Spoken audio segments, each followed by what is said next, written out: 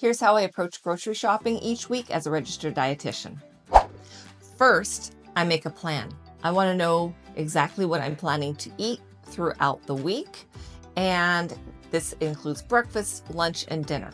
Second, I take that list and I figure out what's in my refrigerator, what's in my pantry, and I make sure that I'm not purchasing something that I don't need. Finally, I put together that shopping list that I take with me to the grocery store, and I make sure that I'm actually going through and using that list.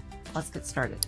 So one of the ways I approach shopping in my local store is I go through the outer aisles. I start with the produce section. I figure out what's in season, and I do a lot of planning around those seasonal choices. So that will apply to anything else I get throughout the store.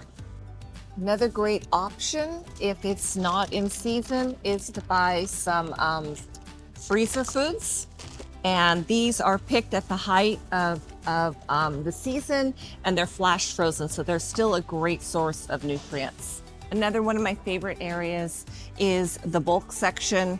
And I do try to get most of my nuts, my whole grains, my legumes in this section, because they're usually pretty good deals.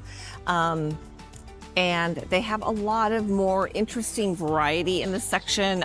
There's red rice instead of just a white rice. There's the black or forbidden rice in here.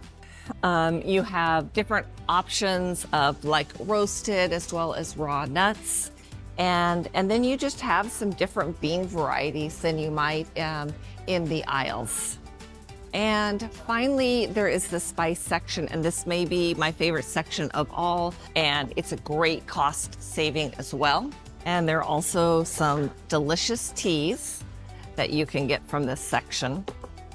And be sure to check out their tea varieties. These are delicious. And again, a great savings. Now you have some ideas of what I do as a registered dietitian when I'm preparing for meals and going grocery shopping. Please follow along for some more ideas.